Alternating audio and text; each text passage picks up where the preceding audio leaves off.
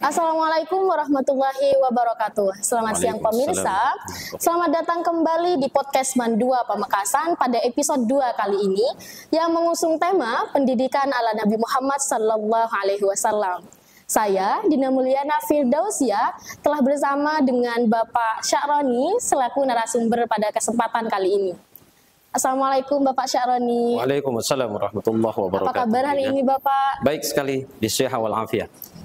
Mengenai dengan tema barusan, mungkin Bapak Sya'roni ada tanggapan sedikit tentang hal tersebut, silahkan. Tema pendidikan ala Nabi. Ya. Kebetulan ini kan bulan Rabiul Awal atau bulan Maulid kita kenalnya. Kita saatnya hari ini memperdalam pengenalan kita terhadap Rasulullah Muhammad SAW. Kita tahu bahwa Rasulullah itu adalah suri tauladan dalam segala hal. Ini yang disebut dengan murabba. Jadi Nabi itu orangnya murabba. Murabba itu memiliki 4 sudut pandang. Artinya dalam dimensi apapun, dalam kehidupan apapun, contoh terbaik itu adalah Nabi. Nabi Muhammad itu merupakan salah satu pintu dituangkannya seluruh rahmat dari Allah Subhanahu wa taala. Al khairu kulluhu muta'alliqun bi Rasulillah. Tidak ada kebaikan di dunia ini kecuali semuanya berhubungan dengan Rasulullah. Maka wajar bahwa salah satu kebaikan yang harus kita bangun itu adalah pendidikan. Dan Nabi sudah memberikan contoh-contoh dalam hal pendidikan. Bagaimana Nabi mendidik keluarga, bagaimana Nabi mendidik murid-muridnya para sahabat, dan bagaimana Nabi memberikan teladan dalam segala hal untuk tatanan kehidupan manusia di muka bumi. Inilah yang disebut dengan rahmatan lil alamin. Itu contohnya semuanya itu dari Nabi Muhammad SAW. Seperti itu. Baik, dari tema barusan, kami telah menyiapkan beberapa pertanyaan yang akan diajukan kepada Bapak Sya'roni. Go, Dina. Pertanyaan yang pertama, apa pendidikan itu menurut ajaran Nabi Muhammad SAW? Di dalam Islam sudah diajarkan bahwa kata pendidikan itu adalah tarbiyah gitu ya. Itu dalam ilmu bahasa disebut dengan masdar gitu, seperti itu. Diambil dari susunan kata fi'il madhi, fi'il mudhari, kemudian masdar. Robba, yurabbi, tarbiyan, tarbiyatan. Jadi tarbiyah itu adalah pendidikan. Mendidik itu sebagaimana pada terminologi pendidikan yang disepakati, itu mengusahakan bagaimana tercipta suatu komunitas anak didik yang memiliki kepribadian yang baik. Selama ini kita pahami bahwa pendidikan itu proses atau transmisi budaya.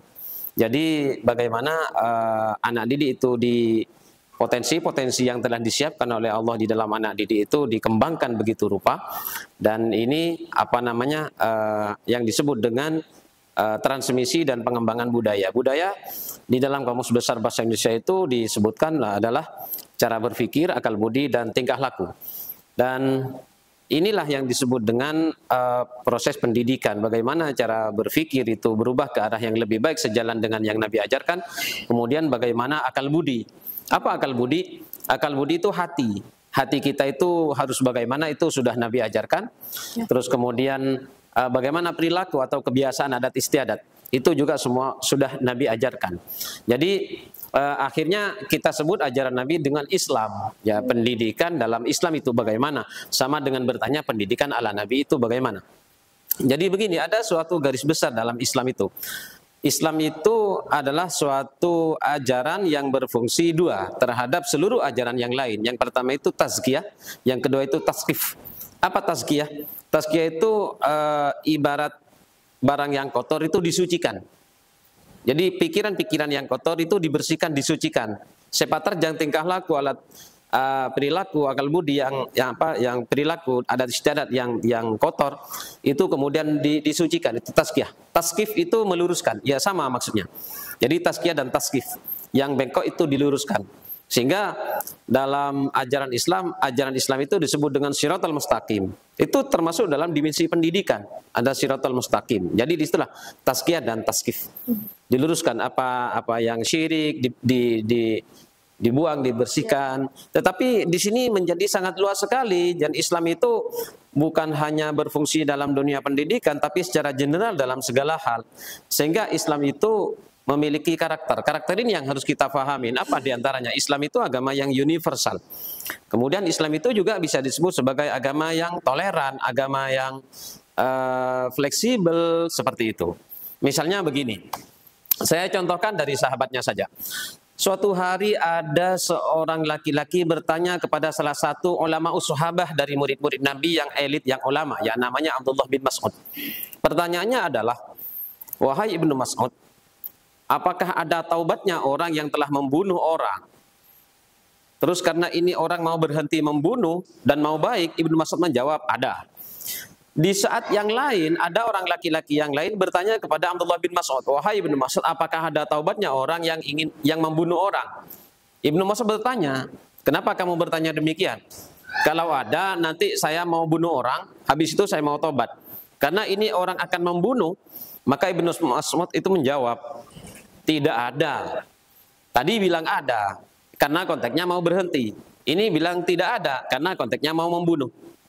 Jadi bagaimana kita memahami Islam itu? Akhirnya dirumuskanlah hukum-hukum dalam Islam itu di tangan para ulama melalui kerangka-kerangka metodologi mesin-mesin ijtihad. Akhirnya lahirlah hukum-hukum Islam. Akhirnya lahirlah kesimpulan-kesimpulan yang beragam, yang berbeda. Intinya di dalam rangka susunan-susunan hukum dalam Islam itu tujuannya adalah al-maslahah. Jadi maqasidus syar'i itu maslahat dan menghindari mafsadat. Jadi intinya bagaimana baik keadaan itu, bagaimana semuanya dirasakan nyaman, bagaimana tidak tercipta ketidaknyamanan. Itulah pendidikan ala Nabi. Seperti itu, yang penting nyaman.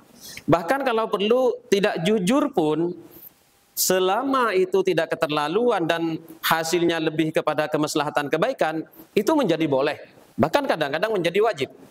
Misalnya contoh, suatu hari istri Nabi itu bertanya kepada Nabi, bagaimana makanannya, enak enggak, gurih enggak, nikmat enggak? Padahal itu enggak nikmat, itu hambar, rasanya itu payau. Nabi menjawab, enak sekali, padahal itu bohong. Dari jujur membawa manfaat, membawa efek yang mudarat pada orang lain, itu tidak baik. Lebih baik bohong, yang penting itu tidak berlebih-lebihan, yang penting akibatnya itu baik pada orang. Bahkan kadang bohong itu menjadi wajib. Seperti itu. Contoh, suatu hari ada orang minta dilindungi di rumah Nabi. Orang ini kemudian disuruh masuk oleh Nabi ke dalam rumahnya. Lalu yang mau membunuh ini datang. Maka ketika orang yang mau membunuh datang, dia tanya kepada Nabi, wahai Rasul, apakah ada orang bersembunyi di sini? Rasul menjawab, Rasul tidak menjawab, tapi Rasul maju selangkah. Lalu Rasul bertanya, silakan, apa pertanyaannya? Apakah ada orang bersembunyi di sini? Rasul menjawab, sejak saya berdiri di sini hanya kamu yang datang. Artinya apa? Artinya Rasul tidak menjawab. Ini menjawab dengan jujur tetapi mengecoh. Kan ketika Nabi berdiri di belakang tadi ada. Tapi Nabi kan berkata, sejak saya berdiri di sini, di tempat yang lebih depan itu, yang lebih ke depan itu, ya hanya kamu yang datang. Tapi orang ini tertipu. Jadi ini mengandung unsur ketidakjujuran, tetapi dengan cara yang benar untuk menyelamatkan orang. Sehingga hukumnya melindungi orang yang akan dibunuh itu wajib dengan kebohongan. Nah, ini yang tidak banyak orang memahami. Yang dipahami pertama, yang penting jujur. Tidak memahami kalau kejujuran itu berakibat negatif bagaimana. Dan disinilah diukur ya antara aturan dan peri kemanusiaan. Aturan itu boleh dilanggar kalau itu mencederai peri kemanusiaan. Seperti itu. Bisa dipahami Dina ya? Bisa. Jadi belajarlah Islam yang lebih mendalam itu, yang selesai mempelajarinya. Tidak cukup hanya mempelajari jujur gitu loh. Seorang suami kalau jujur sama istrinya sekiranya menimbulkan pertengkaran, itu malah dosa. Itu di kitab I'anatul Thalibin Jusani, Ibnu Hajar Al-Asqalani. Seperti itu. Oke, paham? Kita paham. Oke, ini hanya satu contoh ya di dalam kejujuran. Terima kasih Dina. Oleh karena itu, bagaimana Nabi mendidik para sahabat selaku murid beliau? Nabi ini mendidik para sahabat, pertama dia tidak pernah memanggil murid. Ya ashabi, tidak pernah memanggil ya tilmidi, tidak pernah begitu. Ini artinya apa? Nabi itu akrab sekali dengan murid-muridnya. Jadi kalau sekarang ada prinsip guru itu di samping siswa karena tidak di depan karena bukan pemimpinnya, dan tidak di belakang karena tidak dipimpin oleh siswa, tapi di sampingnya karena siswa adalah teman bagi guru. Hari ini itu guru memposisikan diri bukan hanya sebagai guru tetapi sebagai teman dan orang tua bagi siswa. Itu sudah Nabi lakukan. Begitu Nabi mendidik para sahabat. Buktinya Nabi itu tidak pernah sekalipun memanggil murid-muridnya ini dengan panggilan muridku. Bukan begitu Nabi itu. Ya tilmidi, tidak pernah. Tetapi ya ashabi, wahai sahabat-sahabatku. Ini yang pertama. Yang kedua, Nabi itu membuka ruang bertanya. Tidak langsung menyampaikan materi. Saya setuju dengan metodologi pembelajaran kurikulum merdeka ini yang lebih fokus kepada keinginan peserta didik. Kadang-kadang Nabi itu bertanya, ala ukhbirukum, misalnya, apakah kalian ingin tahu? Dan seperti itu, Nabi itu begitu. Sahabat-sahabat menjawab, bala, iya, seperti itu. Jadi misalnya contoh, Nabi itu pernah bertanya begini kepada para sahabat, ala ukhbirukum bi afdhala min darajatis salat wa siyam wa shadaqah. Itu kata Nabi, wahai murid-murid, wahai sahabat-sahabatku, apakah kalian ingin tahu sesuatu yang lebih afdal dibandingkan dengan sholat sunnah dan puasa sunnah dan sedekah? Sahabat menjawab, bala ya Rasulullah, iya. Maka Nabi menjelaskan, islahu dzatil bain, menjaga hubungan baik dengan orang lain itu lebih utama dibandingkan sholat sunnah, puasa sunnah dan sedekah. Ini sekaligus materi pelajarannya ini juga bisa dijadikan pemikiran di dalam mengelola dunia pendidikan, begitu ya. Seperti itu. Begitulah Nabi itu juga yang ketiga, mendidik sahabat itu dengan keteladanan. Memberikan contoh, misalnya perang. Jadi dosa besar hukumnya lari dari peperangan. Nabi itu tidak pernah lari dari peperangan. Nabi itu di depan, 27 kali Nabi itu berperang. Itu selalu di depan Nabi itu. Ya. Seperti inilah Nabi. Dan Nabi itu sangat paham karakter murid-muridnya. Jadi mendidik murid-muridnya itu dengan pendidikan yang sesuai dengan mentalnya, dengan kekuatannya. Misalnya Amr ini pernah menghadap kepada Rasulullah, Amr bin As ini, dia bilang kepada Rasulullah, saya ingin berperang bersama ya Rasulullah. Saya ingin berperang dengan sampean. Maka Rasulullah berkata, darmakan darahmu di jalan Allah dan Rasulullah. Maka dialah yang pegang bendera, seperti itu. Jadi bayangkan dia disuruh ada yang di barisan depan dan suruh pegang bendera, itu kan artinya disuruh menghadapi kematian. Ya. Itu cara Nabi mendidik. Tetapi bagaimana Nabi membiarkan orang-orang munafik yang berjamaah itu, padahal Nabi sudah tahu. Malaikat Jibril memberitahukan si dia sholat tanpa wudhu ya Rasul. Nabi tahu siapa saja orang-orang munafik ini, tapi kan tak pernah diapa-apakan. Tetapi dengan Amr bin As ini Rasulullah malah bilang, darmakan darahmu di jalan Allah dan Rasulullah. Kan terbalik dua kondisi ini. Apa artinya? Jadi tergantung situasinya. Iman itu kan tak bisa dipaksakan, mau munafik ya terserah orangnya, maka Nabi tidak memaksa. Tapi jihad itu adalah suatu kewajiban yang luar biasa. Maka orang yang sudah siap itu suruh darmakan darahnya di jalan Allah. Sementara para wanita itu disuruh berjuanglah kalian di rumah kalian. Jihadukum fi buyutikum, jihadukunna fi buyutikunna. Peperangan kalian itu di rumah kalian. Karena masa mungkin wanita itu diajak berperang kan seperti itu. Jadi inilah yang disebut dengan pembelajaran kontekstual. Sesuai dengan konteksnya, seperti itu, sesuai dengan keadaannya, keadaan orangnya masing-masing. Membuka pertanyaan, memberikan teladan, menyesuaikan pendidikannya dengan kemampuan orang yang dididik. Ini cara Nabi mendidik para sahabat. Dan tak lupa, terpenting itu keteladanan. Itu sekian, Dina. Untuk yang terakhir Bapak, bagaimana Nabi menekankan pentingnya mencari ilmu? Ilmu ya. Dalam konteks mencari ilmu ini, pertama ini karena krusial dan saya rasa banyak orang pemahamannya itu agak berbeda satu dengan yang lain, terutama dengan beberapa referensi para ulama ya. Misalnya begini, Nabi menyuruh kita belajar. Pertama dia bilang thalabul ilmi fardhah ala kulli muslimin wa muslimat. Ini susunan katanya salah. Karena dalam aturan bahasa antara mubtada dan khabar itu harus sesuai jenis kalimatnya.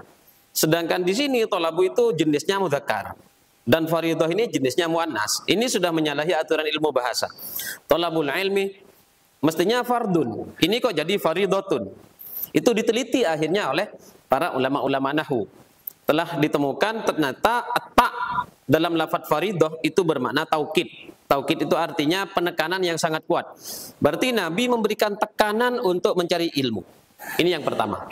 Secara individu satu persatu fardhu ain hukumnya wajib mencari ilmu, dan itu diberi tekanan oleh Nabi, fardhatun. Satu. Yang kedua, dari saking pentingnya ilmu itu Nabi sampai berkata, utlubul ilma walau bisin. Carilah ilmu walaupun ke negeri Cina. Kesalahan orang selama ini itu menganggap kenapa Nabi berkata begitu, karena di Cina sudah maju peradabannya. Ya. Ini tidak sesuai dengan susunan kalimat yang Nabi sampaikan. Carilah ilmu meskipun ke negeri Cina. Bukan berarti Cina itu maju. Maksud Nabi bukan begitu. Justru sebaliknya itu. Dari saking pentingnya ilmu, ke negeri Cina pun harus dicari, gitu maksudnya.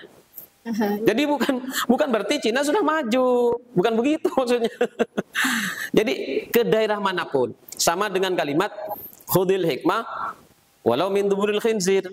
Ambillah apapun kalau ada hikmahnya, meskipun keluar dari duburnya anjing. Nah, begitu. Carilah ilmu meskipun ke negeri Cina. Nah, begitu. Kan ada kata meskipun. Jadi bukan Cinanya yang penting, tapi mencari ilmunya. Dari saking pentingnya, meskipun ke Cina, cari juga gitu. Jadi masyarakat selama ini memahami di Cina itu sudah berkembang peradabannya. Inilah Dina, jadi kadang memahami ajaran Nabi ini menjadi keliru gara-gara tidak memahami susunan bahasa. Ya. Seperti itu saya pikir penekanan Nabi dalam mencari ilmu. Demikian Dina. Ya, ya Bapak sudah, itu tadi soal terakhir. Semoga ilmu yang kali ini dibahas menjadi ilmu yang bermanfaat untuk penonton semua. Amin. Terima kasih Bapak. Sama-sama. Ya pemirsa, begitulah episode kali ini. Kurang lebihnya mohon maaf. Saya Dina Mulyana dan Bapak Sya'roni pamit undur diri. Wassalamualaikum warahmatullahi wabarakatuh.